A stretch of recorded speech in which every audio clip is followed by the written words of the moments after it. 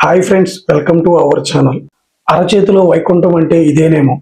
Eden గార్డెన్స్లో ఇండియాకి ఘోర అవమానం జరిగింది. గెలవడానికి కావాల్సింది కేవలం 124 పరుగులు. చేతిలో ప్రపంచ స్థాయి బ్యాటింగ్ లైనప్ ఉంది. కానీ ఏం జరిగింది? కేవలం 93 పరుగులకే టీమిండియా కుప్పకూలింది. సౌత్ ఆఫ్రికా గడ్డ మీద సింహంలా ఉండే ఇండియా సొంత గడ్డపై పిల్లిలా ఎందుకు మారింది? 15 ఏళ్ల తర్వాత ఇండియాలో సౌత్ ఆఫ్రికాకి ఇదే మొట్టమొదటి విజయం. అసలు మనం ఎక్కడ తప్పు చేశాం? గిల్లు లేకపోవడం లోటా, లేక బాధ్యత లేని బ్యాటింగా? ఈ ఫుల్ మ్యాచ్ రిపోర్ట్లో చూద్దాం. అసలు కథ మూడో రోజు ఉదయం మొదలైంది. రోజు మొదలైనప్పుడు సౌత్ ఆఫ్రికా పరిస్థితి మరీ దారుణంగా ఉంది. లీడ్ కేవలం 63 పరుగులు, చేతిలో 3 వికెట్లు మాత్రమే ఉన్నాయి. ఇండియా చాలా ఈజీగా గెలుస్తుందని అందరూ అనుకున్నారు.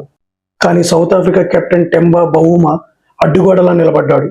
అతనికి తోడుగా కార్బన్ బాష్ వచ్చి మన బౌలర్లని అటాక్ చేశాడు. ముఖ్యంగా కుల్దీప్ యాదవ్ని టార్గెట్ చేస్తూ బాష్ 25 రన్స్ కొట్టాడు. వీరిద్దరూ కలిసి 8వ వికెట్కి 44 పరుగులు జోడించారు. ఇక్కడే మ్యాచ్ చేజారిపోయింది. ఆ చిన్న పార్ట్నర్షిప్ వల్ల టార్గెట్ 124కు చేరింది. ఆ తర్వాత సిరాజ్ వచ్చి వికెట్లు తీసినా అప్పటికే జరగాల్సిన నష్టం జరిగిపోయింది. 124 పరుగులు ఈ పిచ్చి మీద చిన్న టార్గెట్ కాదు అని తెలుసు. కానీ మరీ ఇంత కష్టమా?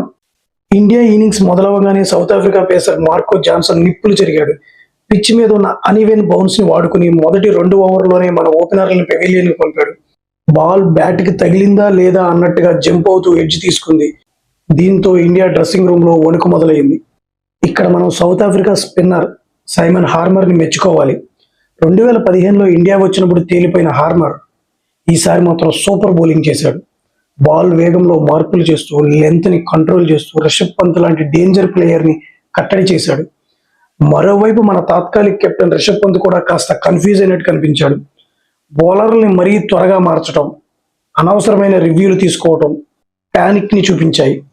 ఈ మ్యాచ్లో ఇండియాకి అతిపెద్ద డిసప్పాయింట్మెంట్ అంటే రవీంద్ర జడేజా బ్యాటింగ్.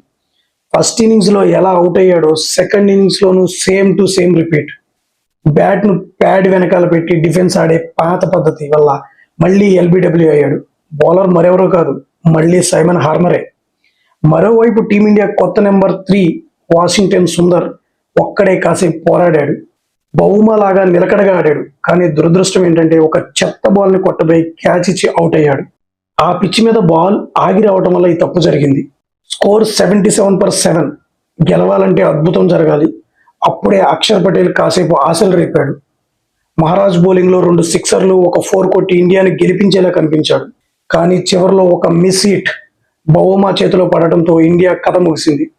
కేవలం 93 పరుగులకే ఆల్అౌట్. 30 పరుగుల తేడాతో ఓటమి. ఇక్కడ మనం ప్రధానంగా చెప్పుకోవాల్సిన